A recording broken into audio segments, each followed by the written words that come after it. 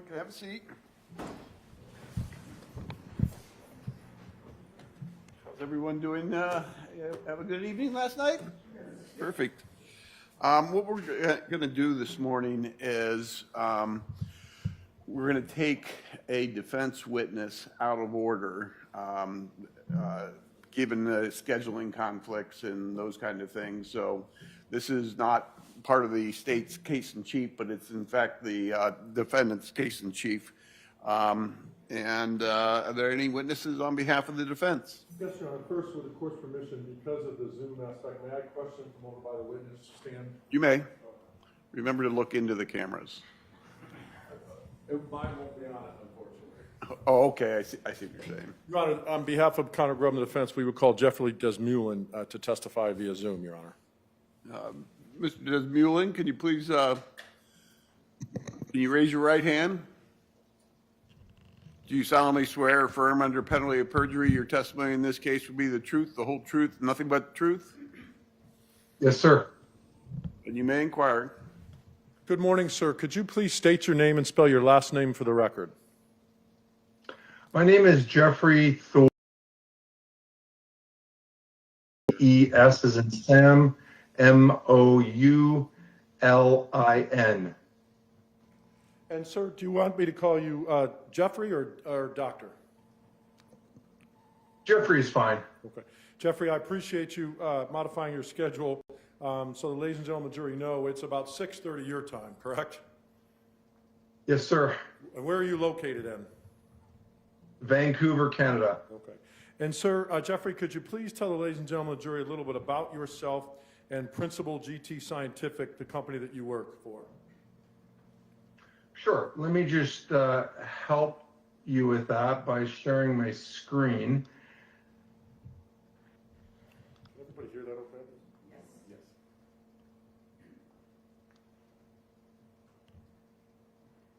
Okay, so I'm the principal at GTD Scientific, and our core competency is biomechanical engineering applied to several areas of practice. And what areas of practice are those, sir? Primarily litigation support, research, and training. And Jeffrey, in order to do that, and what skills or education and work experience have you acquired in order to pontificate or give opinions on those types of issues? Right. Well, I have 2 degrees in kinesiology, which is the study of human movement, but it also covers the basics of human physiology and injury. And combining that with 2 degrees in engineering gives me the capability to apply engineering principles to understand how injuries occur in humans. And both of those... I was also the former... Go ahead. In both of those concepts, when you say 2 degrees, that's where you get the doctorate degrees, correct, as well? Correct. I have an undergraduate degree, 2 master's degree, and a doctorate in engineering. Okay. And I interrupted you, and I apologize in advance because I may do that a couple times, as this is a bit of an awkward thing. You can't actually see me, correct? I can hear you very well, and I can see just portion of you, but it's okay. We'll get through it. I'll be sure to leave lots of time in between the end of your question. And so, sir, you were talking about a deadliest warrior concept. Correct. And some people may know me as the former science and engineering host on Viacom's hit show Deadliest Warrior, where I was actually chosen from 1,500 different applicants to test weapons of warriors that actually existed throughout history but never met on the battlefield until that show. It's a lot of fun, but for entertainment purposes only. Thank you. Jeffrey, with regards to what's the background necessary for professional licensing for an engineer and a registered kinesiologist? Right, the education and background that I just went through garners me the background to become licensed as an engineer here in British Columbia, as well as become a registered kinesiologist with BCAK. And that regulates me to be responsible to the public with my work product. And can you explain, Jeffrey, why in your field it is important the combination of kinesiology and engineering, and how do those two fields come into study in your analysis? Right. Is not a buzzword. It's actually a play on two different disciplines. And it's important to have command of both of those disciplines. So bio meaning a biological system, and mechanics meaning the application of mechanical engineering concepts.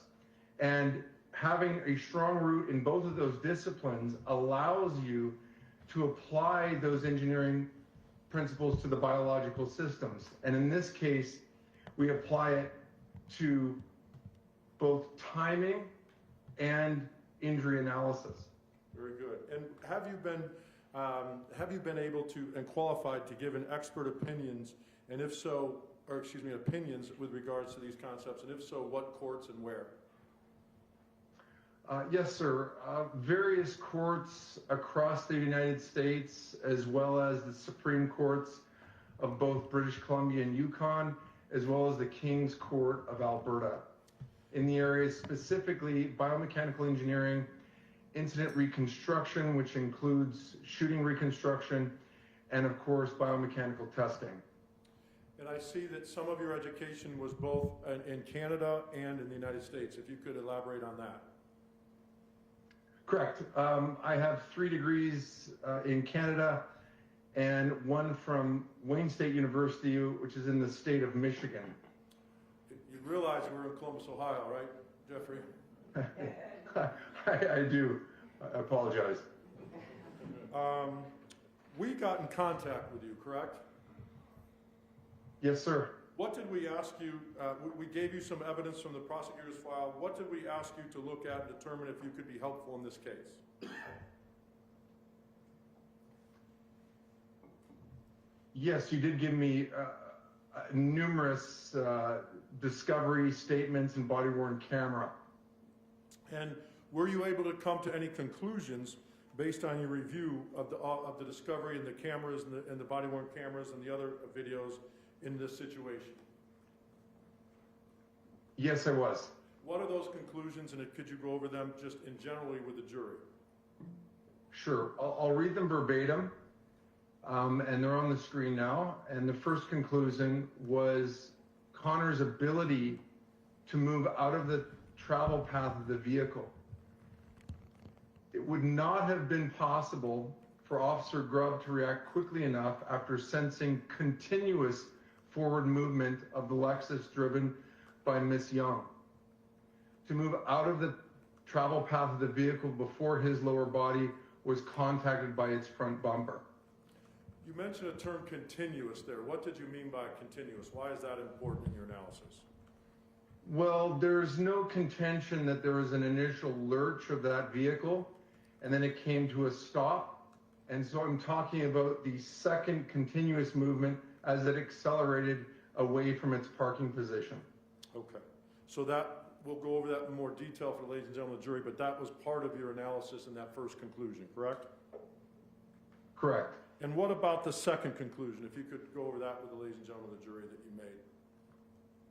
And the second conclusion was the risk to Connor of injury. So had the Lexus driven by Miss Young reached a speed of 20 miles per hour or higher while Officer Grubb was being carried on its front hood, he would have been at risk of serious injury, including the possibility of bone fractures and traumatic head injury. Okay, but you're not saying that the car was going 20 miles an hour. What if it was less, 16, 12, or something of that nature? Correct. I'm not saying that it was going. I'm just saying that that was as we'll see later on, it was a data point within the Lexus information that I garnered. And so it was conservative in that respect.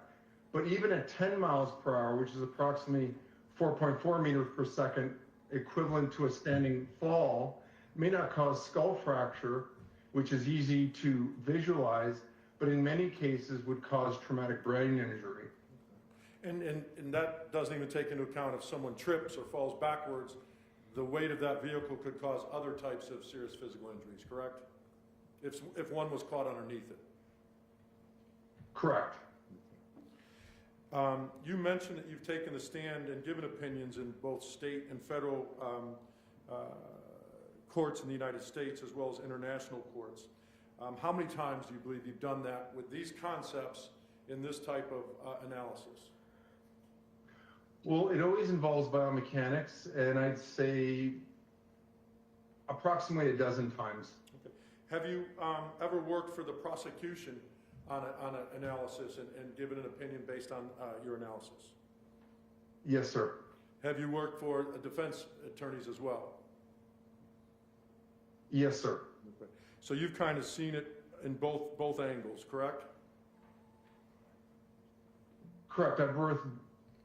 I assist to the best of my ability on the objective evidence available to me. And Jeffrey, how much experience do you have consulting on use of force cases involving law enforcement concepts with the biomechanics and kinesiology? Right now, the practice consists of approximately 80% officers, and that almost always involves bodily injury and or homicide of some sort. Have you testified against police officers or done studies or reports against police officers? Yes, sir. I've been hired by plaintiffs' attorneys as well. And so you've also been on the analysis on defending the concepts for police officers and use of force analysis with regards to these issues, correct? That's correct. Okay. Sir, do you have any patents or trademarks in your line of work? I do. Okay. Could you briefly tell the ladies and gentlemen of the jury about those? I have a patent for a spinal treatment device, specifically for its firmware. Without getting complicated, I'll leave it at that. Okay. And then, obviously, I trademarked my logo of my company. And sir, have you been published in peer-reviewed articles in journals of bio? Yes, sir. Almost exclusively in the area of biomechanics, and of the peer-reviewed articles, there's over 50 now. Explain to the ladies and the jury, Jeffrey, what peer review means. A peer review is a process used by scientific journals where similarly qualified people will review your work and deem your work scientifically valid in a blind review to deem it acceptable for publication in that journal. Okay.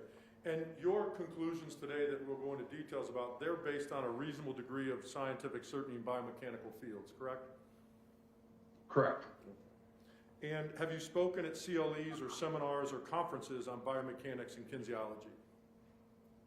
Yes, I do regularly, and the largest one is the Daigle Use of Force Conference, where I do a keynote speech in front of about 1,000 law enforcement members. Okay. And how about in terms when you are analyzing a situation like this, do you ever have access or do you use research that might be appropriate in a case like this? And if so, could you tell the ladies and gentlemen of the jury about that? Yes. So this next slide categorizes some of the research out of the 50 that I mentioned that I think are specific to this file. And the first two are in the areas of modeling and police shooting reconstruction, which we'll cover in a minute, injury analysis, and I have other papers that specifically look at contusions and lacerations that are more specific to this file. And then the others are extracting from video evidence, so various forms of photogrammetry. Okay. Now, I'm going to skip ahead a little bit, sir. When you are researching a situation, like what are you actually trying to identify, and what is your main goal, sir, in a case like this, with the information that you were provided?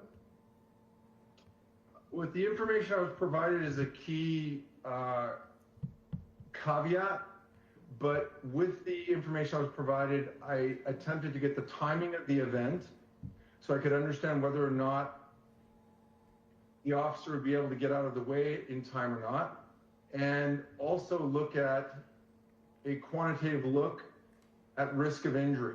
Okay, and those go to your conclusions. The timing of the event goes to conclusion number 1, and the risk of injury goes to conclusion number 2. That is correct. Okay. And do you have a methodology that you use? And if so, could you explain that to the ladies and gentlemen of the jury? I do. And this has been published in both magazine format and scientific literature format. And this is what you're viewing here in this image here. And it always starts with a Kickstarter and case material as provided by the client. Then we go on to define injuries. And in this case, my specific task was looking at the interaction between the vehicle and Officer Grubb. So the defined injuries was more specific to him. Then looking at defined dynamics, where I get a general overview of the information as provided without any analysis. So this is prior to analysis, but it gives you a general outline. And then we go into analysis and try to answer the questions that have been asked. And then we discuss that as it's consistent with independent data, and not just independent data within the case material, but also independent data within literature. And from that, then I have data-driven conclusions showing consistency with that independent data. Thank you, Jeffrey. And did you follow that methodology in this analysis? Yes, sir, I did. And did you prepare a report with your findings or opinions, so to speak? Yes, sir, I did. Okay. What materials did you use and mainly focus on in order to come up with your opinions? Well, as you all know, there was a very large amount of material in this file, but I primarily focused on the 4 videos, a general overview of what had happened through the prosecutor's summary, and independent research with respect to injuries. Okay. And how did you analyze the videos? Could you explain that to the ladies and gentlemen of the jury? I synchronized them to get the timing of the events. Can you explain what synchronization is and how you did that, Jeffrey? Synchronization is looking at visual cues that are clear within 2 different cameras. So here I'm looking at this child pushing a cart that can be seen just bridging the shadow on the asphalt. So I'll zoom in on this camera and zoom in on that camera. And you can see that the feet are still in the sun. Has now moved into the shade, giving a good indication this is the same frame across both views. Okay, let me interrupt you for a second. So for the record, the view on the left of the screen is the view from the prescription parking lot, correct? From the pharmacy camera. And the view, the other view is the view from behind the situation facing the opposite direction, correct? That is correct. Okay. Okay, so you're taking 2 different views, finding one component in there and synchronizing that point. That's the concept that you're doing there? That is correct. Now, in general, okay, I'm sorry. You did synchronization as well with the body-worn cameras, correct? Correct. Could you explain that to the ladies and gentlemen of the jury? Sure. And so Officer Grubb's body-worn camera was also done through visual cues, and that was through the Kroger employee, as you can see standing here, not only through the push phase of her gait cycle, as you can see pushing off with her right leg in both views, but also by counting the number of steps from her original standing position. So I'll just blow those up for you so you can see what I'm talking about. And then despite those visual cues, you can also use audio, and I'll show you what I mean in the next slide. If I can interrupt you, I apologize. So so the record's clear. No worries. on the screen, the left video is Connor Grubb's body-worn camera, and the video on the right is from the view at the Kroger parking lot, right? Correct. And both have a view of the Kroger employee out there, and so you're synchronizing when those steps match body-worn camera to Kroger cameras. That is correct. Now, the body-worn camera looks clearer than the Kroger views. Explain that to ladies and gentlemen, why is that so? Correct. Well, the Kroger view was, first of all, running at a slower frame rate of 15 frames per second, but it's also of a lower resolution. So, Where a higher resolution and running at additional frames per second. at my understanding, the body-worn camera is at 30 frames per second, so that's double than what the Kroger is. So are you saying that the body-worn camera is catching more information or more detailed information than the Kroger at the slower rate? That's generally correct. Body-worn camera has an average of 30 frames per second, as the Axon 3 is known to have a variable frame rate. All right, what did you do next, sir? So next, I put together a timeline based on all of this information. Could you explain that to the ladies and gentlemen of the jury? Sure. So what you're looking at that can be seen through these 4 videos and analyzed biomechanically through objective evidence up to the point of discharge. And so I start at the initial hand contact, which is approximately 2.5 seconds out. And what do you mean? The discharge. I apologize. What do you mean by hand contact, the initial hand contact? Is that Officer Grubb's hand on the hood? It is. Okay. I'm sorry, I'll stop there. And we'll see that. No problem. And we'll see that in more detail in just a moment. Then we have the vehicle starts moving continuously, and we can see that. And then there's an impact with Officer Grubb, and then a ongoing carry of Officer Grubb. And then there's this depression of the hood showing mechanical linkage between the officer and the hood of the vehicle, and then finally the discharge of his firearm. But this sync point here is also a good example of, this is actually a point at which Officer Moynihan was trying to break the driver's side window with his pocket knife and was unsuccessful, but gave a very clear, definitive audio spike that allowed me to sync up the audio timelines as well. So Jeffrey, you're also not just doing the 4 videos, body-worn camera from Moynihan, Grubb, as well as the 2 Kroger videos, but you're also using the audio from the body-worn camera between Grubb and Moynihan in order to come up with a sync point, both audio and visual. Correct. And what is that point? Is that the line in the graph there, the sync point? Correct, right here that I'm indicating with my cursor and is labeled sync point.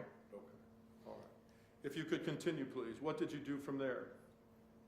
Sure. So as you'll see here in the bottom left-hand corner, it's the same image as indicated in the timeline.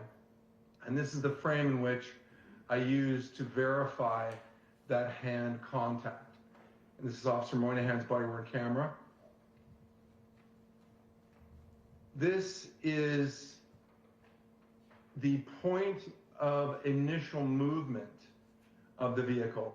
And I've backed it up to 12.776 just for some context. And you'll see it lurch forward, okay? But this is the beginning of the continuous movement, okay? And I think everyone in the courtroom can see that that's occurring. Now, you mentioned a term 12.776. That's the frame count after that you started with regards to the analysis, correct? 12.776 is the frame that you're seeing Okay. from the parking lot video. Okay. And I apologize. Continue, please, Jeffrey. It's okay, because the numbers are slightly different in the report, so I don't want to confuse anyone. So in this image, you're actually seeing the impact. And this is interesting because I want to spend some time here, and I'm just going to loop it. So we see the initial movement as we did before, but then have a look at Officer Grubb. I can tell you as a mechanical engineer that this is the classic movement of a linked mass system. Now, what do I mean by that? Well, think of his body as a series of joints with masses connected to them, okay? And according to Newton's first law, which is just very simply, an object at rest wants to stay at rest. It wants to stay in its position. So what's happening here? You can see that he's not bending forward at the waist. What's happening is he's contacting the front hood with his femurs. What follows is the pelvis. What follows is the lower torso. What follows is the upper torso, and finally his head, all wanting to stay in that initial standing position, okay? And we can see this in two other, I should say, one other view. Continue. We'll have a look at that later. Okay.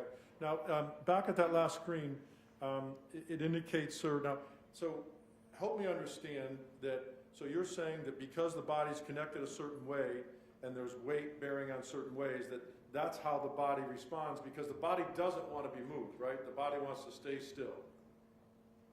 Correct. Newton's basic law. And there's no forward movement of the torso indicating him leaning forward. What's happening is the pelvis and the femurs are moving with the vehicle, and the rest of the body is being forced to move with it. There's no forward movement there. It's actually all moving backwards, but just one segment at a time.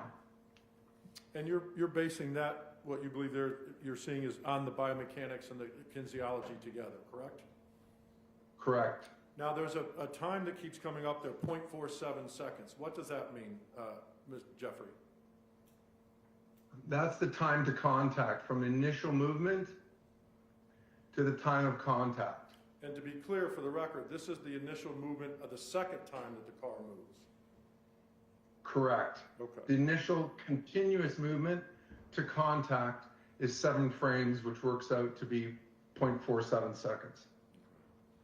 Now, you indicated his torso stays where it is and mechanically wants to stay at rest. How do you interpret this, this concept, with his hand on the hood, and talk about weight bearing and load management? Right. So obviously his base of support is being moved. And so how does he need to deal with that? He needs to distribute that load somewhere else. And so what we see here, when I loop this video, you can see a very firm depression of the hood of that car, indicating a vertical load being placed down through his left arm, okay? But I would also suggest that there's load being taken up by the knees, the thighs, and the tippy toes. Why do you say that, sir? I don't think he'd be able to support all of his weight with his left arm in this position. It's not directly under his weight, but the rest of his body is under a lot of that front portion of the vehicle as it begins to move forward, as we saw in the last video. Sir, you mentioned earlier about the car carrying him. Can you go over your analysis with regards to that? Yes, sir. So here's the first view of it. And this is from the parking lot video. The rear portion of the vehicle starts to move forward, and we can see he's getting pushed. Inertia of that torso pushes him forward and towards the A-pillar on the driver's side. And the A-pillar is this pillar here, just happens to be on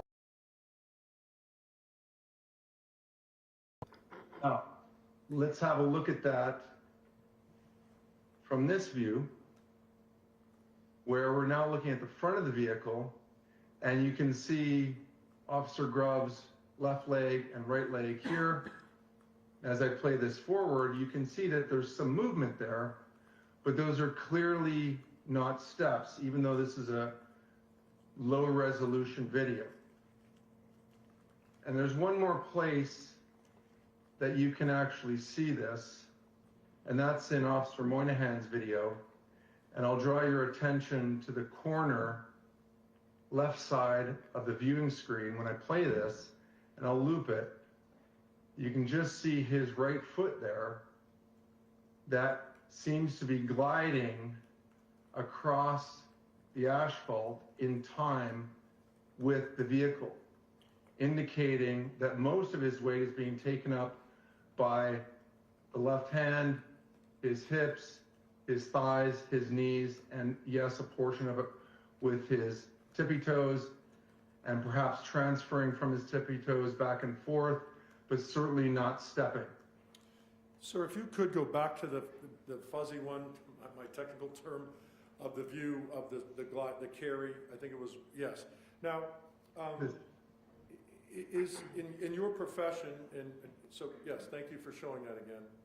So on that carry, in your profession, are there tools that could have been used by the investigators to perform a more clear analysis there, Jeffrey? Yes, absolutely. And I would have loved the opportunity to do this, but things like taking a scan of this area of the parking lot, not just where the vehicle was found, could have been used to do things like camera matching, inverse photogrammetry to get a absolutely correct not only location of the body-worn cameras, but their orientation, which would give us a lot of information about the torso location and orientation of both officers within that scanned space. But you could also do what's called model-based image matching, which is some of the publications that I showed you earlier, where it's a scientific method to place scaled models to place that model or that person in the 3D space, or to determine whether his legs, based on where his pelvis is, can his feet actually be on the asphalt. For example, maybe his tippy toes would be able to, but maybe his heels would not. Understood. And that's important if you're trying to determine load bearing. And I'm sorry, I walked on you. No, I walked on. Can been done at that car area where the picture is, you would have had a little bit more precise, but so you've done the best that you could here, correct? 100%. This is a visual timing analysis. Now, based on your experience, did you prepare an animation that kind of substitutes for what you just talked about, or gives a better illustration of this? And if so, can you explain it to the jury how you came up with that? Correct. That's what you're seeing here, and I'll just loop this. Hold on, there's an objection. May we approach? Okay. You may.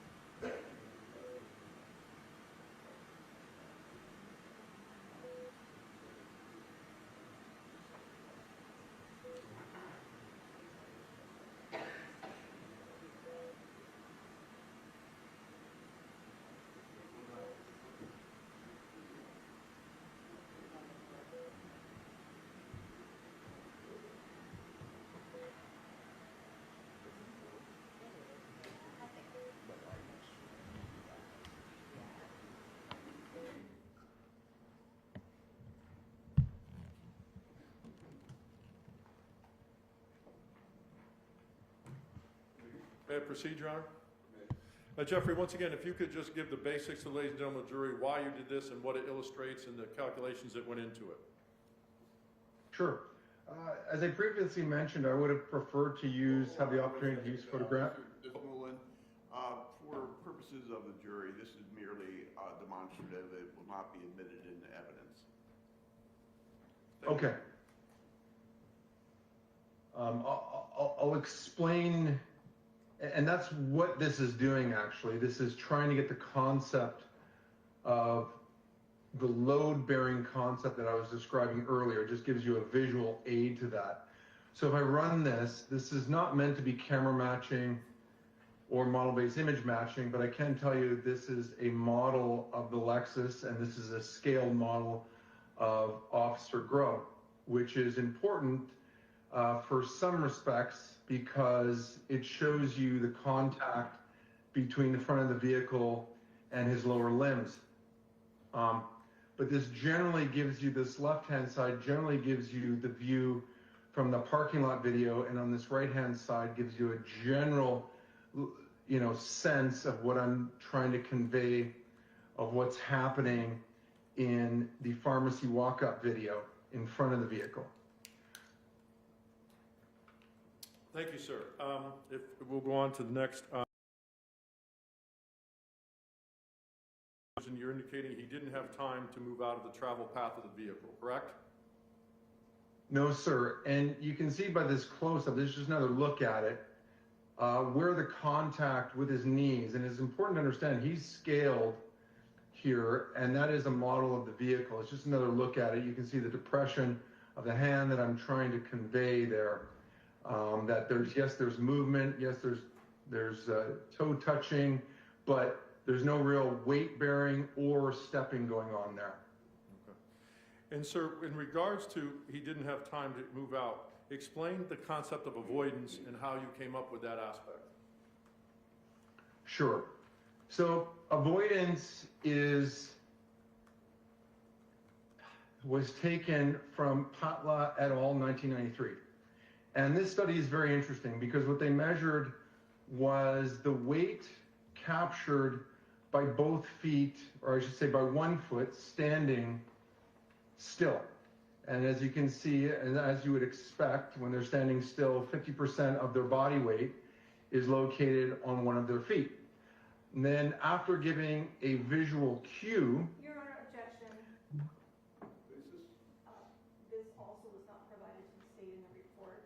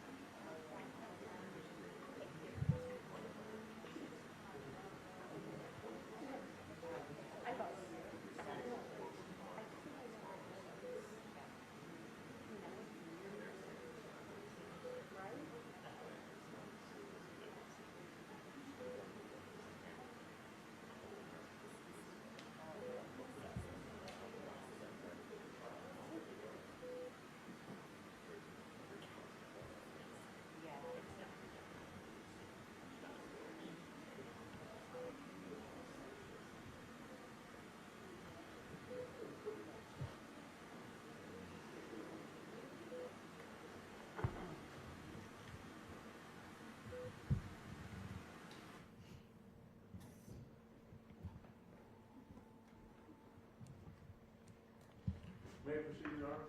You may.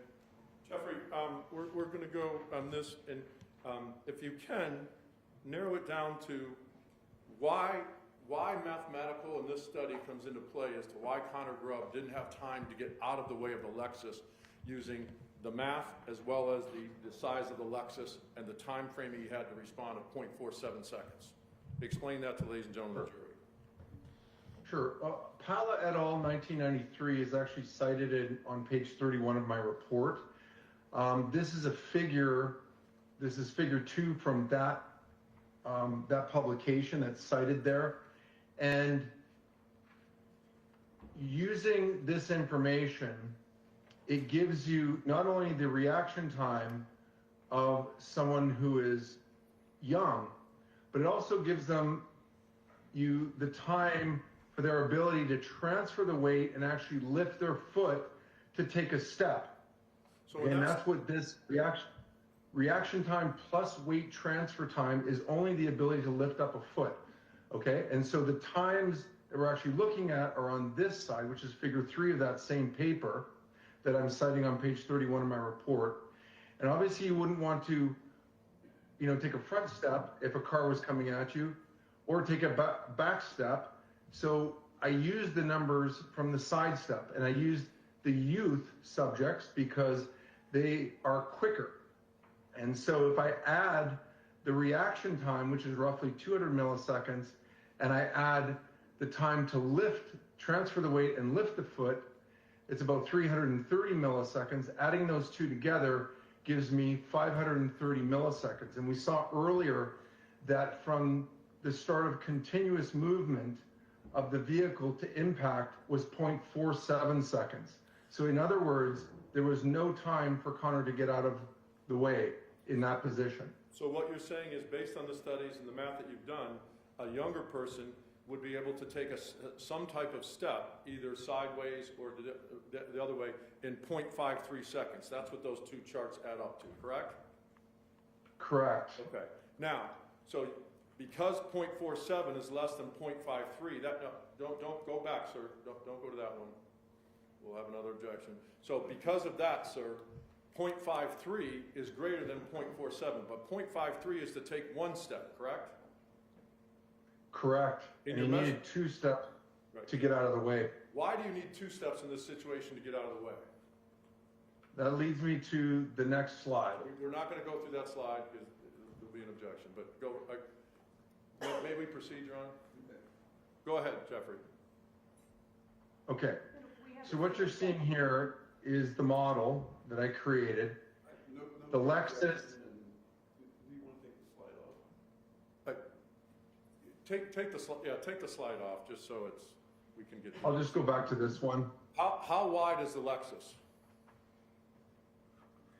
Half of it is 91 centimeters, I believe. So from the center of the car, the hood, to the end of the right side is 91 centimeters, correct? Approximately. Okay. So in order to clear 91 centimeters, how many steps would Connor Grubb have to take to avoid the car? He would have had to take 2 steps because, according to Lee et al., and using his height, his weight, and his age, his step length would have only been 73 centimeters. Or 2 steps. Thus requiring 2 steps to bridge the 91 centimeter deficit. How about, Jeffrey, if the car was turning kind of to the right-ish or wasn't coming directly at it? Would that affect change your opinion on avoidance? It would be minimal because of the closeness between him and the vehicle. It would be a marginal difference. Okay. Thank you, sir. I want to go. Did you have the opportunity to move forward to review some of the pictures and injuries or abrasions that Connor Grubb received? Yes, sir. Could you go over those with the ladies and gentlemen of the jury? And what significance and what significance they are to you, and how you used engineering or biomechanical issues to analyze those? Right. So now we get into injury biomechanics. What Connor is showing you here is some,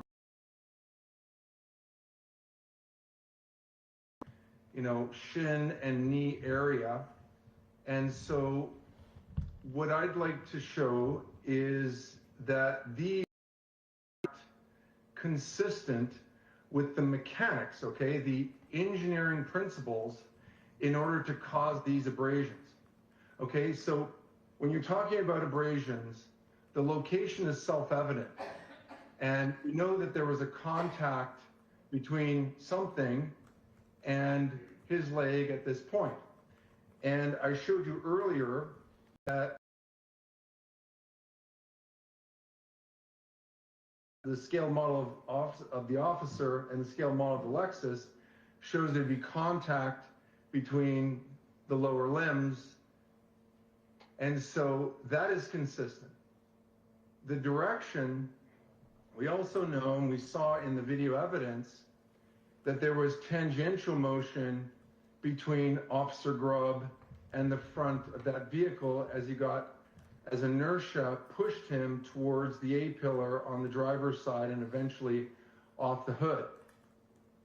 Now, in order to make this happen, you need a magnitude of that load that is sufficient to, right? It didn't just glide over without any perpendicular force. We know that there was contact there, and that is consistent with the low velocity impact at initial contact would have given that sufficient perpendicular force necessary to cause the friction that when he moved tangential to the hood of the vehicle and the bumper, it would cause the friction necessary that would be consistent with injuries like this. Okay. So in general, going back to recap conclusion number one, he did not have time because he only had 0.47 seconds till contact, and because of his size and the size of the car and the closeness of theirs, he was not able to take the necessary steps to get out of the way, correct? Correct. All right. Now, with regards to your second conclusion, you did a injury risk analysis, correct? I did. Please explain to the ladies and gentlemen jury how you reached that conclusion. Okay. With any moving mass, it has a momentum, and it's just very simply, if you think of a weight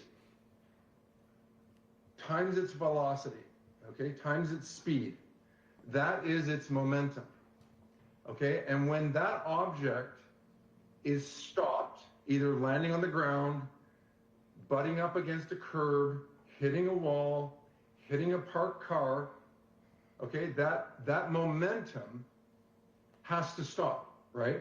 And therefore, we need to apply a load to that moving mass in order to stop it. And so that's the calculation that I did. Only using 20 miles per hour as an example because it was the first data point from the data available for that vehicle, and then multiplying it by his overall weight over a time period of approximately 150 milliseconds, which is actually quite long for an impact, say against a rigid object, but that's the number we used.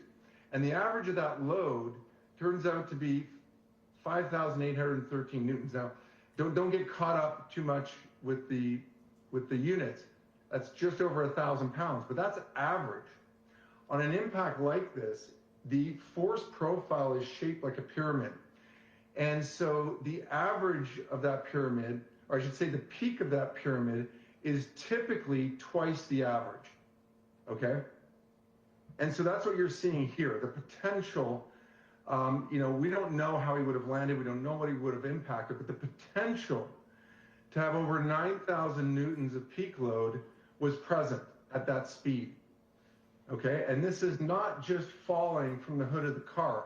I think you don't need to be a mechanical engineer to understand that when you're thrown from a vehicle or the car, it's a combination of falling from the hood of the vehicle as well as the speed you've been thrown at, which is equivalent to the speed of the vehicle at the time you leave it. Okay, and that's what this potential load is looking at. And now I compare that, I can go to literature, biomechanical literature, that looks at loads necessary to cause specific injuries. And in this slide, you'll see, I look at skull fracture, back of the skull, okay, is certainly possible for that to happen. Front of the skull, possible for that to happen. And it's also important to understand that with these injuries especially, carries a high risk of morbidity. But also note just how much higher the potential load is to, say, a femur fracture. And if we were to get a bilateral femur fracture, that's considered a serious injury. Okay? And so, go ahead. No. So what you're saying there is this: you did a risk analysis of a potential risk based on the math and based on the car, because a car, it's my understanding, that car can go from 0 to 20 miles per hour in 1.8 seconds. Am I correct on that? Correct. This is the data I pulled from, and the first data point was 0 to 20 miles per hour in 1.8 seconds, as you see here. But you're not saying that the car was going 20 miles per hour in that video or anything like that, but that's a data point that you use to illustrate the potential risks. Correct. But it's also important to know, as we discussed earlier, that even at 10 miles per hour, which would be roughly 4.4 meters per second, that, you know, while the potential of injury there might fall below some of those skull fracture numbers, the potential for serious traumatic brain injury would still be present. And again, you realize in this case that there was no serious physical injury. You're just giving the ladies and gentlemen jury an assessment of the risk based in this situation that could have happened. That is correct. Okay. And sir, I want to change a little bit. You've had the opportunity to review Mr. Bauer's reports, correct? Briefly, yes. And there's a situation where you're talking about certain frame numbers, and Mr. Bauer's talking about the same concept of different frame numbers. Can you explain that to the ladies and gentlemen jury, why that's not uncommon in these types of analysis? Right. When you interrogate a file, You said there is that's just the term of art for forensically valid software that can read various video files. From there, it will provide you the number of frames, and you can look at it either through the metadata or the images, and it will assign a frame number to those images. And but obviously, with video files that are 15 minutes long and running at 15 frames per second, you get a lot of images. And so the interrogator, or the person using the software, will kind of select. So there's I suppose, a susceptibility to make errors in that case, or in the sense that frame numbers might be off by a few, but the sequence, I think, is the same, and I don't think we're getting any pushback on either side from what actually happened and the time frame between major events of what happened, although frame numbers can sometimes be slightly different. Thank you. Jeffrey, could you go back to visual slide number 11 that you put up before with regards to the synchronization of the 4 cameras and the sounds? This one, oh, sorry. No, the next one, I'm sorry. One here? One after that. Yes, that one. So in the 2.5 seconds where the initial hand is furthest to the left in green, that's from the time he placed his hand down until the shot occurred, correct? Correct. Now, go two over to the yellow with the car. That 1.6 seconds, that's the time that from the continuous movement right, until the shot. This one here? No, the next one over. Body impact. I'm sorry. Yeah, exactly. That's from the time he was impacted to the time of the discharge, approximately. So that would be 1.6 seconds to decide whether or not to discharge. Correct. I think he waited as long as he could. All right. And sir, both of your conclusions were based on a reasonable degree of biometrical certainty, scientific certainty, as well as kinesiology, correct? Yes, sir. May I have a moment, Your Honor? Jeffrey, that's all the questions I have for you. The government's going to have some questions for you now. Thank you. You're welcome.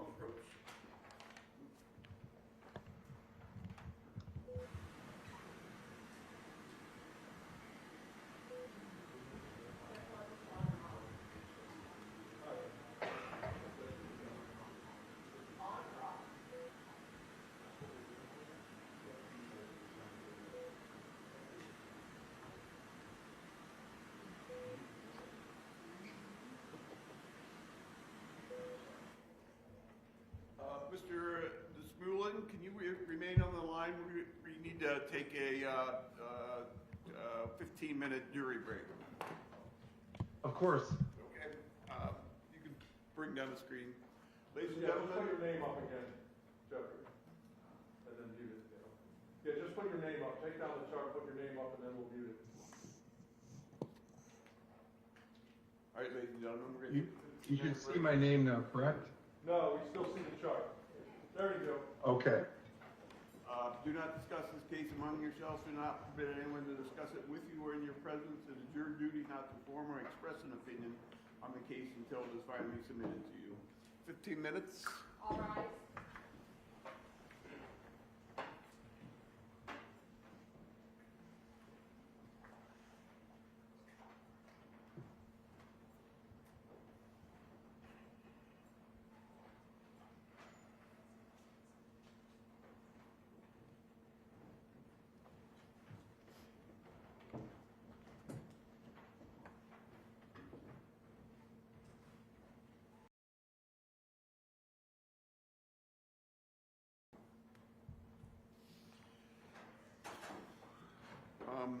Did you provide counsel with the demonstrative aids? Your Honor, for the record. I mean, because they should have an opportunity to give those Absolutely. demonstrative aids. Let me finish. They should have the opportunity to show whatever those demonstrative aids Mr. Desmulin used to give them to their expert, Mr. Bauer, is planning on testifying, and so if you need an opportunity to get him, obviously we can do that. Yeah, but for the record, Your Honor, they're objecting over the avoidance. It's referenced in the report on page 31, and it's simply a mathematical calculation. So here's that, but it's footnoted in reference. I heard it. I heard the witness testify. That were entered into the testimony, giving us a slide is a need to show to our expert. We'll send it to you electronically. Yeah, I mean, I don't know when Bauer's planning on testifying. The issue is that's what the form is in a slide. Yeah. Well, the issue is he's created these exhibits on avoidance that are not discussed in his report at all. In a slide. So I will send you the slides that have. We didn't have to go through the avoidance simulation, okay? Just avoidance. But the avoidance chart and everything that's there is in his report, okay? And the mechanics and the calculations are in his report, correct? Where is this avoidance chart? Page 31, it's referenced, that, he told you on that. So, There's a footnote, there's no chart. We would request that just a copy of the slide of the chart, and then the simulation that was. Whatever he presented in court, can he email you guys and you give it to their expert? I mean, 100%. it takes 2 seconds. 100%. Do you want us to email directly to him? If you can email email it to Ms. Claypool. Sure. I'd be happy. Have Ms. Mullen send her the, what he used. Should take 1 minute.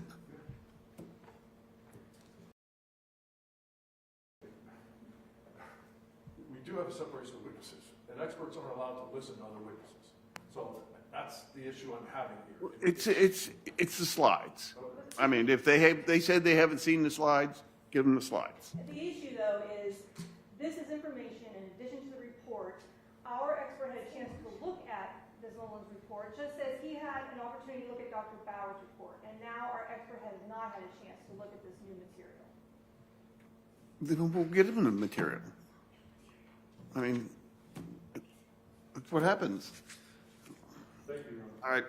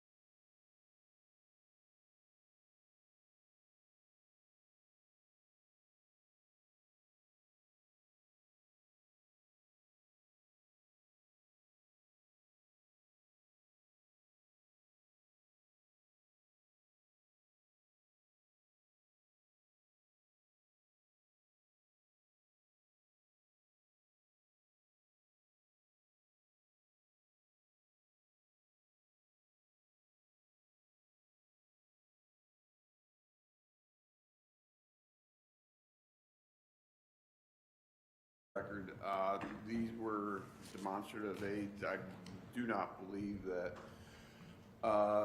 Jeffrey Desmulin's final opinions in any way changed based upon the demonstrative aids. Do we need to put anything else on the record prior to bringing in the jury? No, Your Honor. But if you want to unmute him and maybe have a space on there, like. Question from the table, it's not Yeah. my normal custom, but. No, it's on a voice recognition. Does it work? Jeffrey, could you can you hear us? Yes, sir. Okay, thank you. Dan, does the microphone work? Yes. Okay, perfect. All right, let's go get the jury.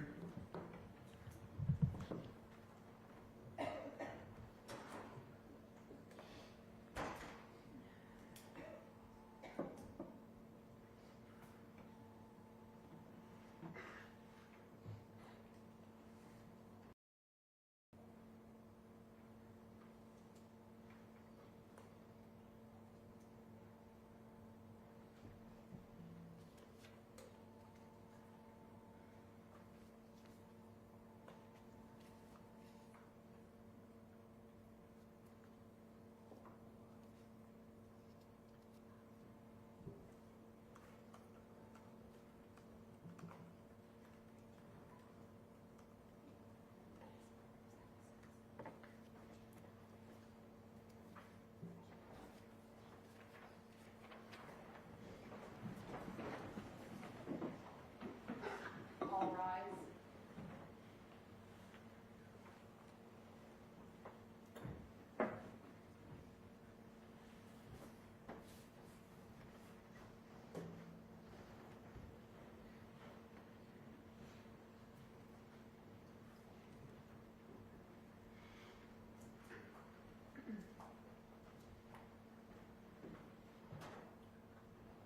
Everyone can have a seat. Mr. Desmulin, you're still under oath.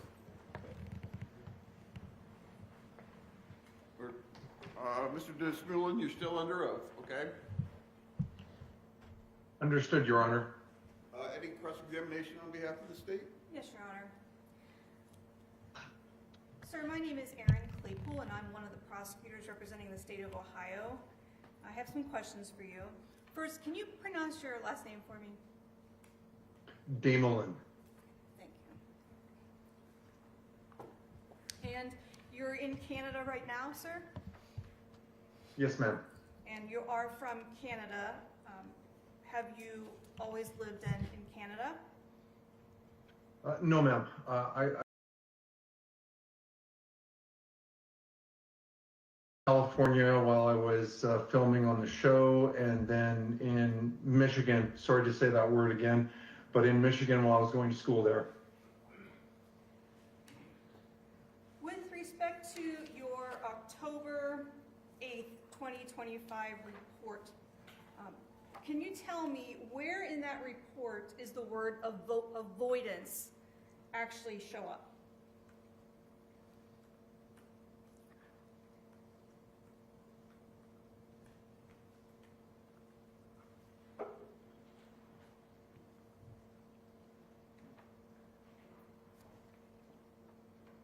It's actually in a news article in my CV that's attached to that. But as far as the report itself, avoidance does not appear.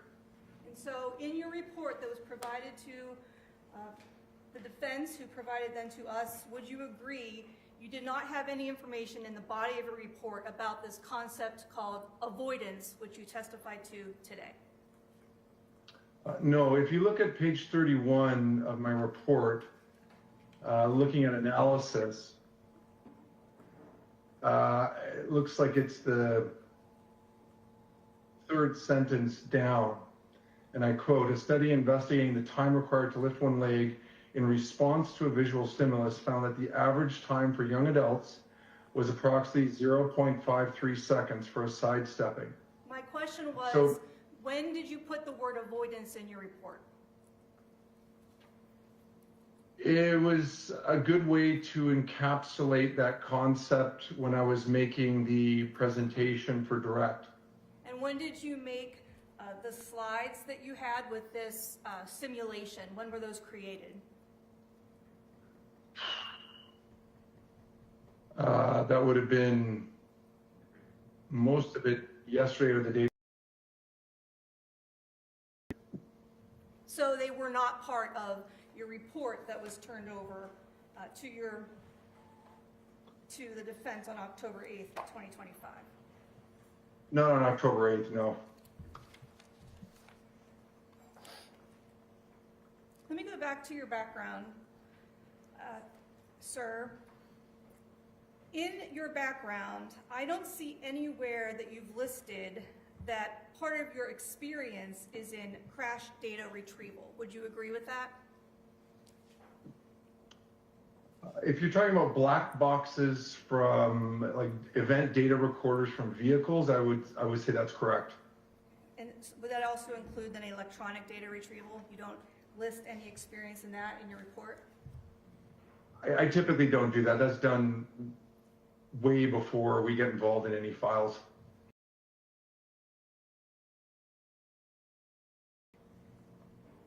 No, ma'am. And you talked about data from the car that was kind of vague. What were you referring to? I looked up the VIN and found some acceleration data involving that make and model of vehicle. So you're not referring to any information from that exact Lexus. You're just looking at something on the internet? It's specific to that make and model, but not that particular vehicle. That's correct. I just wanted to make that clear. Also, in your background, you talk about having experience in incident reconstruction, which includes shooting reconstruction, but would you agree that there's nothing listed in your background as to experience in automotive or crash reconstruction? Oh no, we do a lot of crash reconstruction actually. And there's publications in my CV that attest to that. But you didn't list that as one of the areas specific to this matter on page 5 and 6 of your report, did you? I believe I did actually. Let me take a look.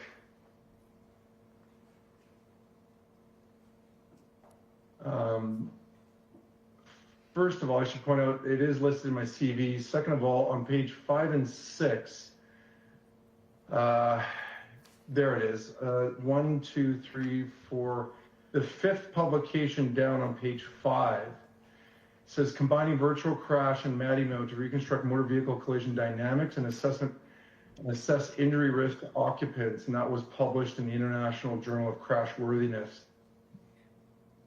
In the area on page 5 where you list additional expertise specific to this matter and you include specific topics, are the words accident or crash reconstruction listed?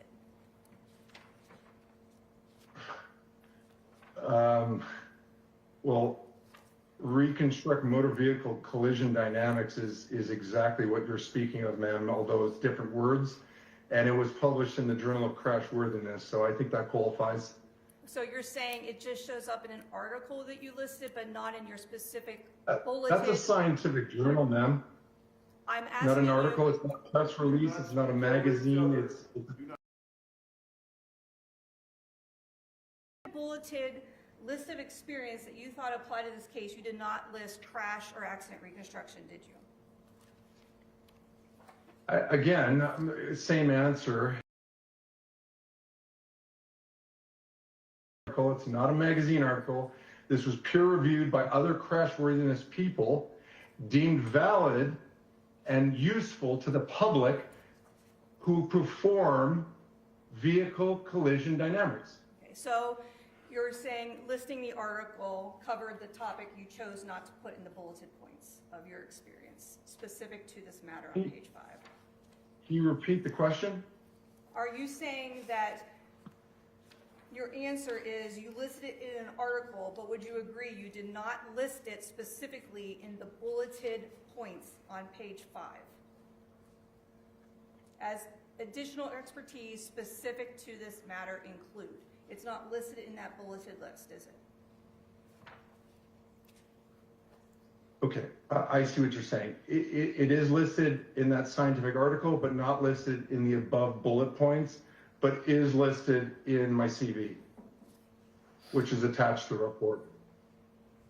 Now, you mentioned in your report, and you talked about it today, about relying upon a prosecutor's summary as one of the bits of evidence that you were provided with, evidence or discovery. I just want to be clear, that prosecutor's summary, that is actually a report written by a BCI investigator. I believe it was, yes. That's not some report that anybody sitting here at the table provided to you. I just want to make that clear. Would you agree with that? Oh, I see what you're saying. Yeah, no, I agree. That was case materials that I received from either Mark or Caitlin.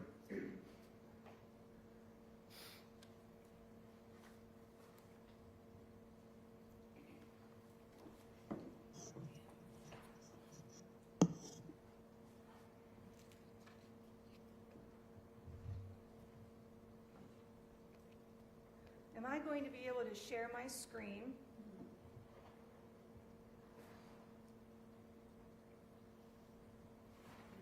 I am.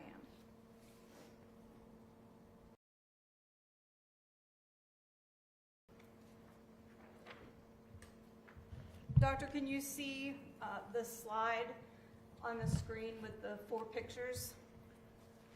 I can. And I believe that this is the same as what you provided on page 23 to each of the 4 photos. So can you see that that's been added to the photo you used in your report? Correct, I see that. Injuries sustained to Officer Grubb, would you agree that that is under the section Define Injuries, number 6 on page 23 of your report? It just goes through the Define Injuries is just a look at what injuries might become important in the analysis section. But yes, that's where that image is located. And with respect to your report, you actually just wrote, it is possible that Officer Grubb sustained the scratches as the Lexus turned right and his body slid to the right of the vehicle, causing his legs to scrape against the front of the vehicle. Were those your words, that it is possible? That's true. It's consistent with the engineering evidence available to me, but there's other ways he could have received those injuries. And Correct. that would include falling to his knees on a sidewalk or pavement, wouldn't it? Also possible. And did you see that when you reviewed both the body-worn camera videos of Sergeant Moynihan as well as Officer Grubb? Did you see him fall to his knees? I saw him kneeling several times. Okay, so he was kneeling. Did you also see where Officer Grubb went to the ground and had to push himself back up with his hands on his own body-worn camera? I did see his hands in the glass, yes. Include the other possibility of him going down to the ground in your report, did you? No, I did not. But you're saying that that is a possible way the injuries to his legs were applied. It's possible.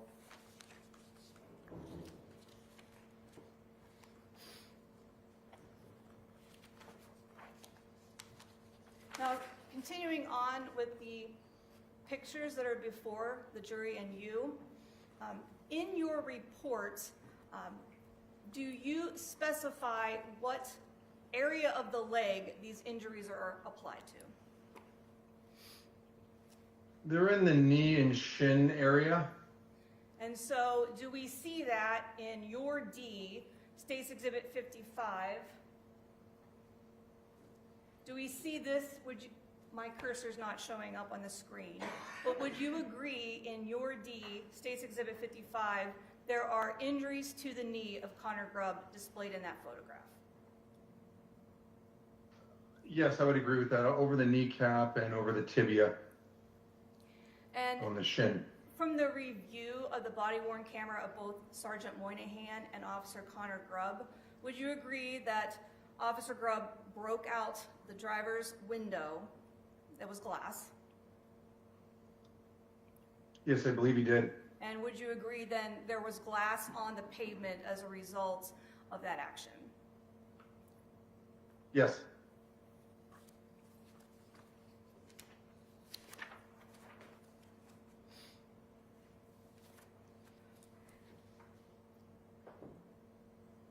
Doctor, in your report, you mention the video that you used to make your figures. Would you agree that you generally call it the Kroger parking lot surveillance, but within the report, in the figures, you didn't distinguish between the RX walk-up versus the parking lot video? I'm pretty sure I did. Okay, so in the figures themselves. You can see. Can I just answer your question fully? On page 24 in Define Dynamics, first sentence, video from Kroger surveillance cameras of the parking lot and of the pharmacy, and I quote, both of those videos captured the incident. So I have delineated them. But then when you refer to the figures, you just use Kroger parking lot surveillance, is that correct? Like for example, on page 26, figure 5. Those pictures are actually from the RX walk-up. Would you agree? Correct. I would assume that someone viewing that figure would understand it's the RX walk-up if they understood it was from the front of the vehicle. And since you referenced the page 24, you said that when you analyze the video and you synchronize the video, would that require a software package to accomplish that? It doesn't always, but it's prudent to use forensically valid interrogation software like Input Ace or Axon Investigate. And you used Input Ace in this case, is that correct? Yes, ma'am. Wouldn't you agree that the current version of that software is actually the Axon Investigate? They've purchased that software, yes. That was back in 2021 they purchased it? I don't recall the year. Okay, so Axon then put out a new video software package in 2022. Did you use that in your synchronization in this case? No, ma'am.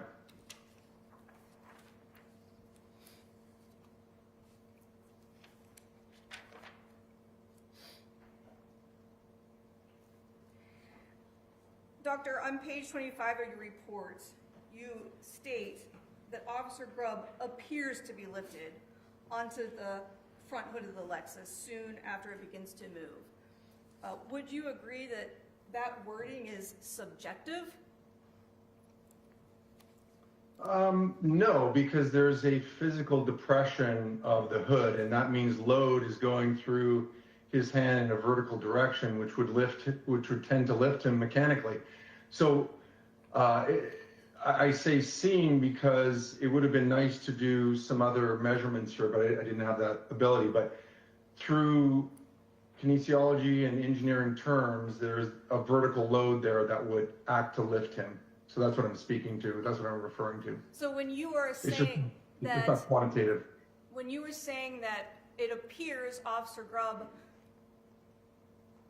was lifted onto the front hood of the Lexus, you're basing that on the body-worn camera and Officer Grubb's left hand on the hood?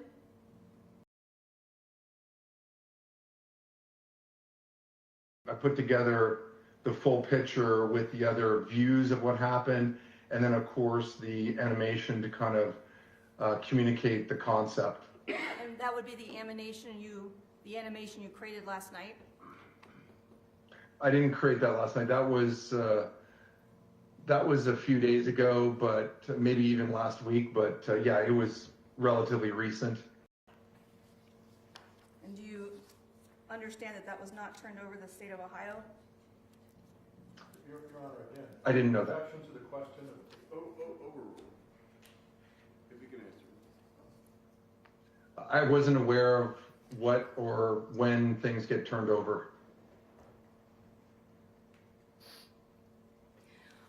I think you would agree with me, in your report, you do state more than once that the Lexus was turning to the right. Would you agree with that? Correct. And I think Yeah, at nobody's one point, disputing that. at one point you even said sharply to the right. Would you agree to that? I would. That's not in dispute. Now, you did not mention in your report the time when, on the videos, Officer Grubb is seen walking in front of the Lexus, did you? No, ma'am. And your starting point then is what?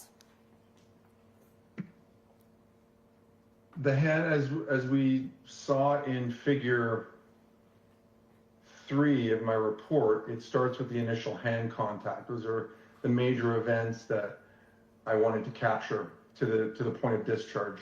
You don't include as a major event then Officer Grubb walking in the front of the car? No, I don't, because I'm not a police procedures expert. I wouldn't know how to interpret that. It's just a walk to me. Well, is Officer Grubb walking and then standing in front of the car? Multiple videos that you reviewed. Yes, that's not in dispute. And you did not include that in your timing of your report, did you? No, ma'am. And then in your report, you talk about this continuous movement. I think the defense attorney today was trying to clarify that. Would you agree that in the videos, the Lexus moves, stops, and then moves again? Yes, and we did speak on that in direct, I believe. Okay. You touch on that in your report? The stop? I don't recall. I think where I'm referring to it is where I'm constantly saying continuous forward movement. So I'm clearly talking about the movement that is that ends up hitting him and carrying him, not the initial lurch forward prior to the hand on the hood. So again, your starting point of the first movement, you started after that. Yes, And that would give you a shorter time frame then, wouldn't it? I suppose, how far back would you like to go? I mean, it would, depending on where you choose to start the analysis, yes. Let's talk about speed. I think you already conceded this in direct examination. There's no evidence to support that the Lexus reached a speed of 20 miles per hour. Is that correct? No, ma'am. And would you agree that from the original position of the Lexus against the wall of the Kroger, that car could not have reached 20 miles an hour during that distance, could it? No, that it very much could have. As I showed, the data that I showed you, it can go from 0 to 20 miles per hour in 1.8 seconds. And it starts moving 2 seconds prior to discharge. So there was time for it to continue because he was still on the hood at the time of discharge. You're saying So he's yes, it could. on the hood. Which video shows him on the hood?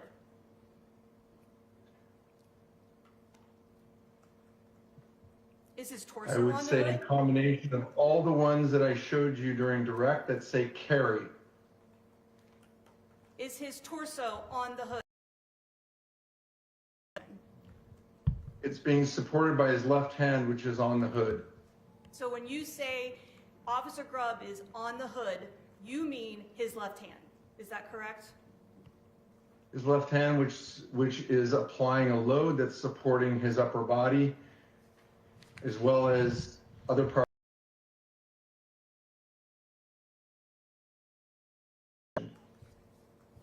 Now, an Sergeant Moynihan's body-worn camera, would you agree there's no point where you see both of Officer Grubb's feet off the ground?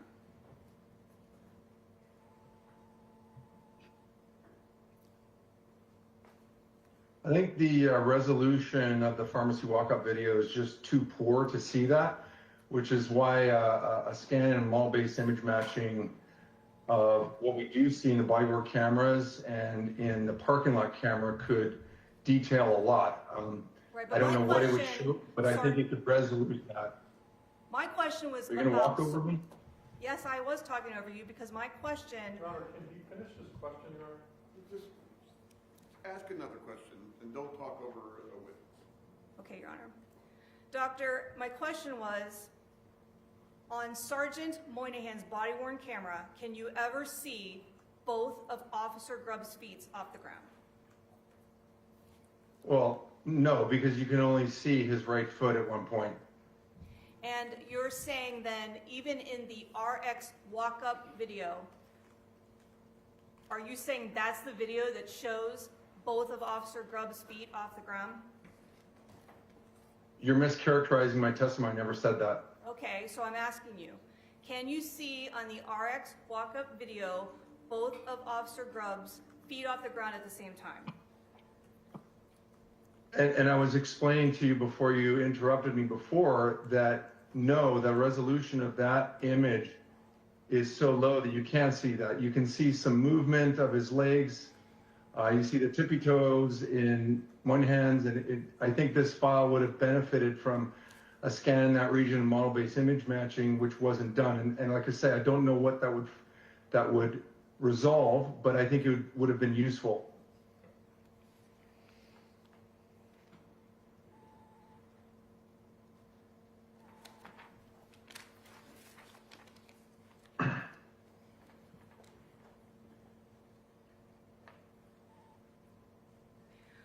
Would you agree in your report, you don't have any topics listed as perceptual anticipation?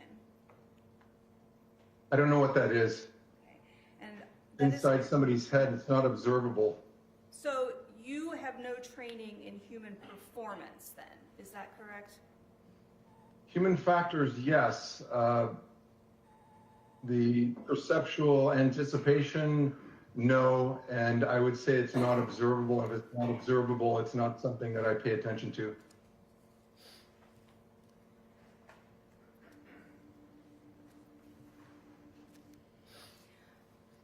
Doctor, when you reviewed the body-worn camera of Officer Grubb, would you agree that Takaya Young is visible in the body-worn camera when Officer Grubb is in front of the car? Yes, I believe they both saw each other, yes.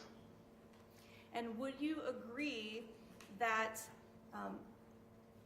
well, is one of the items that you were provided with, would that have been Officer Grubb's typed statement? His what? Typed statement. Thank you.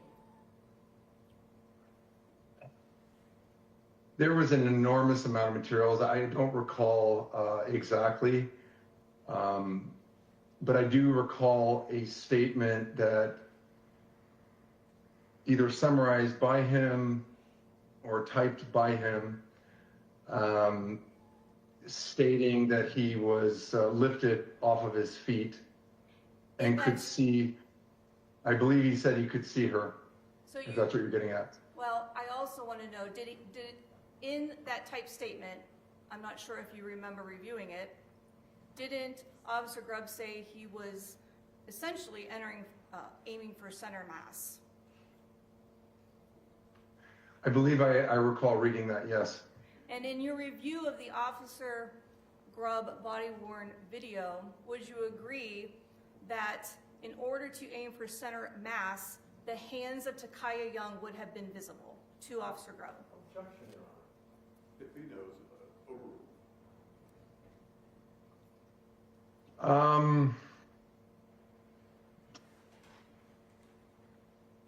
Well, let me ask you this to be more fair. Sure. In the video of Officer Grubb, did you see Takaya Young's hands on the steering wheel? I recall seeing one of them. I believe it was the left hand.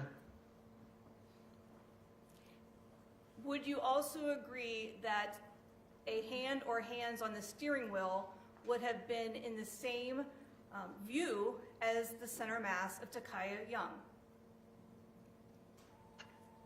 Now you're getting into shooter perception, and I believe Connor said that he doesn't remember using his sights, which is quite common for a shot that close. So I couldn't say. I think there's a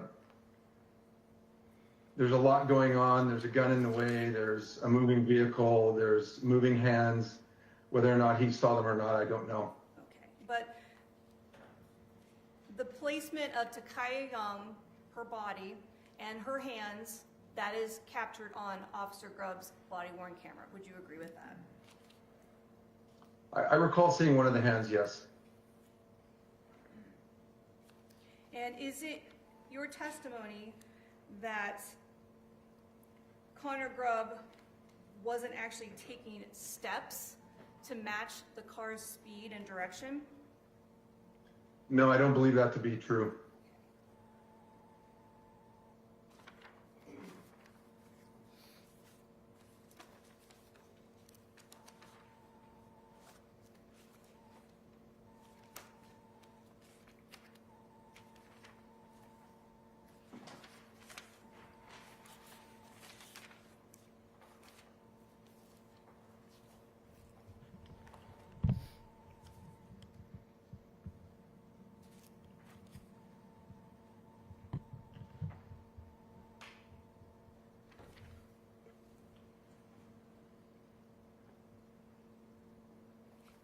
I have no further questions, Your Honor. Any regret? May I proceed, Your Honor? With the court's permission, I'm going to do it from the elbow. Jeffrey, your doctor can see. You can see me, correct? I can. Okay. Let's start where the prosecutor left off. When you watched the video with body-worn camera of Connor Grubb, how many times did you watch that, doctor? At least a dozen. How many times did you slow it down frame by frame? Actually, not too many. I extracted the frames and looked at the frames frame by frame. Okay, so you looked at it frame by frame over time, over dozens of situations, correct? Reviewing it, right?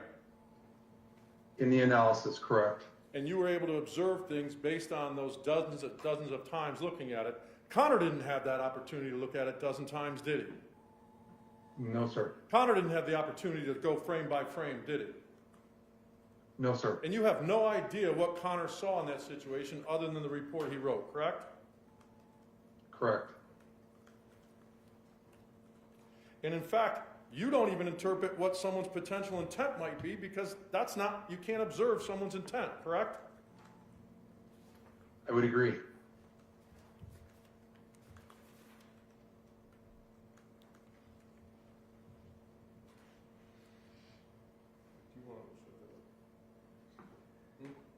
you want to set that up to feed him? Ms. Stevens is going to set something up. I'll ask some other questions, okay, while she's doing that. Okay.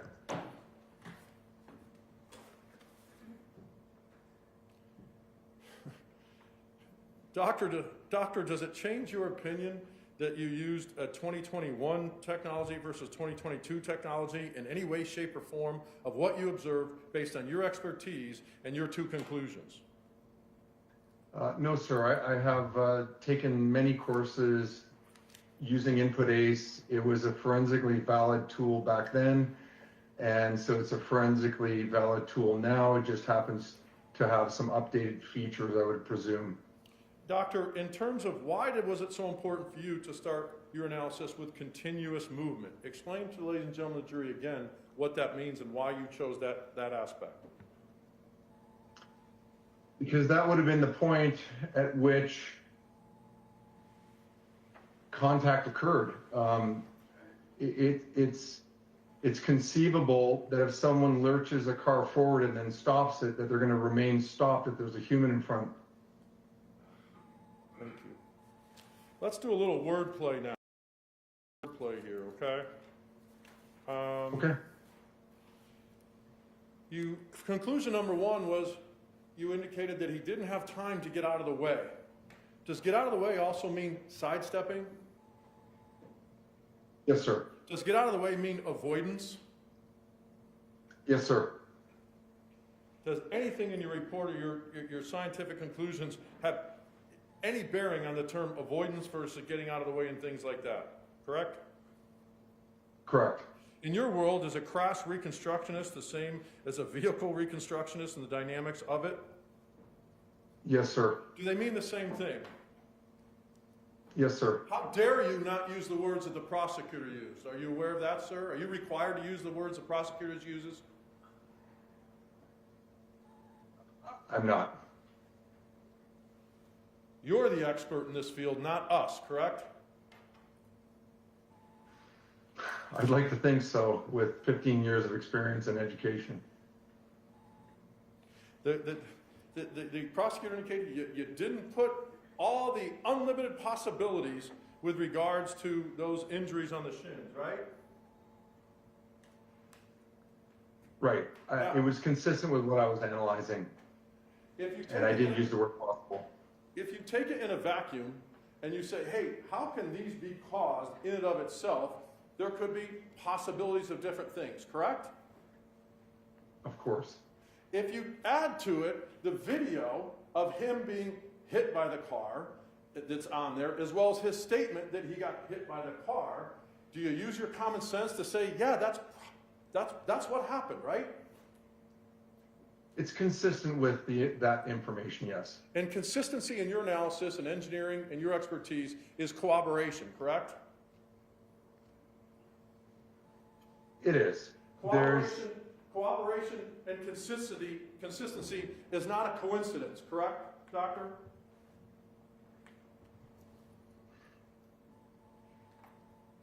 If there's three to create an injury, and we have multiple videos that confirm that contact, it's a scenario that you can't deny. Hypothetically, there's a picture of Sergeant Moynihan in this case with blood on his leg. Okay, you with me? Yes, sir. There's a picture of Connor Grubb in this case with blood on his leg. Neither of those legs and the fabric is torn on the legs. Okay? Are you with me? I believe that to be Titus blood, yeah. Hypothetically, Connor Grubb tells people, I got hit in the shin area, right? Hypothetically, they both were kneeling on the glass doing life-saving measures, both Sergeant Moynihan and Connor Grubb. You with me? I am. Sergeant Moynihan, hypothetically, was doing life-saving measures 3 or 4 times as long as Connor Grubb in the exact same area with the glass. Are you with me? I am. Lo and behold, Sergeant Moynihan has no injuries in his shins. Does that shock you? It's not surprising. Those pants are thick. Correct, but Connor Grubb would have them, but the difference in the hypothetical is one got struck by a car, one didn't, right? Correct.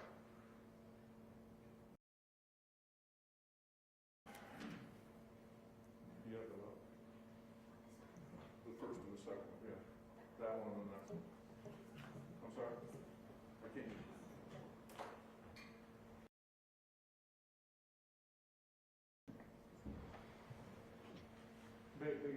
We're going to share something with you, doctor. Can you switch it to her computer?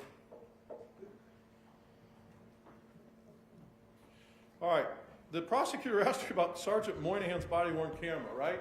That view's to the side, correct? The views to the side? I mean, the body-worn camera is facing a certain way, right? Okay, sure. Okay. And I think you said on cross-examination that it wasn't the best view of his feet. On those feet there, do you see some feet in the air or one definitely in the air? Yeah, she asked me if both feet were in the air at any time through this view, and I didn't recall it, but again, one foot is clearly in the air, the other foot is on the ground, but on the tippy toes, as I discussed. Let's take a look at that same foot. What's that, where's that foot now, doctor? Tippy toes. How about the next one, doctor? Off the That ground, appears right? off the ground. Wow. Off the ground. So at some point, 2 feet were off the ground, correct? At some point, I just didn't observe them at the same time. Understood.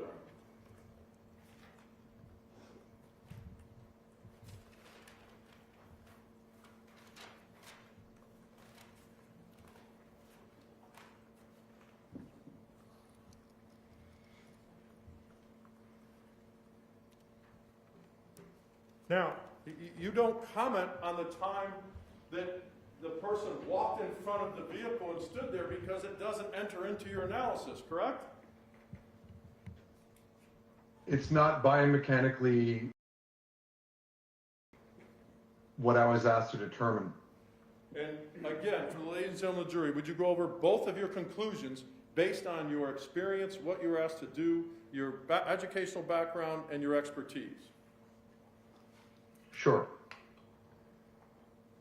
The first one is about timing and the ability to move out of the travel path of the vehicle. So I'm just going to read verbatim here. And again, please don't use the word avoidance, okay? Please don't use the word avoidance. Objection, Your Honor. Ask the question. Go ahead. It would not have been possible. It would not have been possible for officer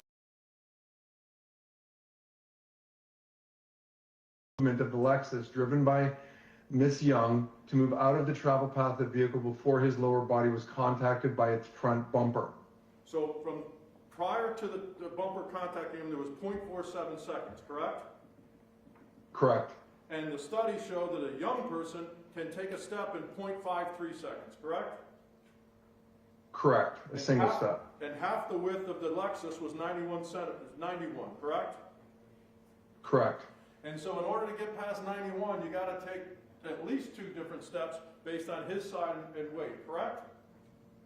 Correct, which was 73 centimeters. So it's not that complicated, right? There wasn't enough time based on the studies and math and the videos for him to get out of the way, correct? Correct. And your second opinion, sir? Is about injury risk analysis. And I quote, had the Lexus driven by Miss Takaya Young reached a speed of 20 miles per hour or higher while Officer Grubb was being carried on its front hood, he would have been at risk of serious injury, including the possibility of bone fractures and traumatic head injury. And again, that's a general statement, and you started with 20 miles per hour because that make and model can go to from 0 to 20 in 1.8 seconds, right? Correct. 1.8 seconds fits into the frame that you created, right? It does. It was possible for that to occur. But you're not telling the ladies and gentlemen of the jury that based on any data from the car or anything that it was going 20 miles an hour, correct? Correct. Even at half of it, or 6 or 8 miles an hour, based on the expertise that you have, there was a... Correct. Real simple. Yes, being hit by a car that's moving, regardless of the speed, there is a possible risk of serious physical injury, correct? It's obvious, yes. Doctor, I appreciate your time, and I thank you for being early for this and accommodating both of our schedules. Thank you so much. Any questions? Thank you for taking me out of order. Have a good day. Hold on. More questions? Oh,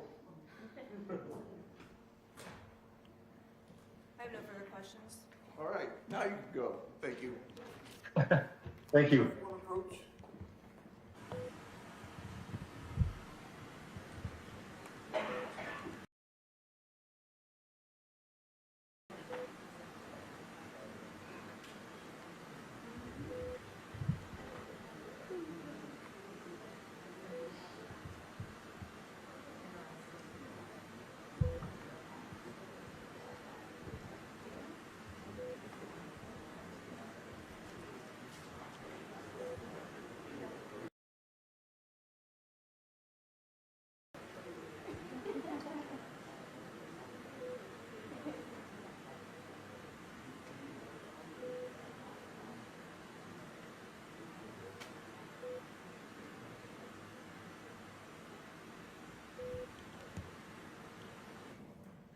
ladies and gentlemen, we're going to take our lunch break a little bit early.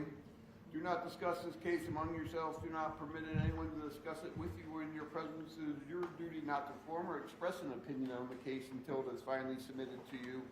We get back here about 1:15, and then we'll start back at 1:30. All rise. We'll have a nice lunch.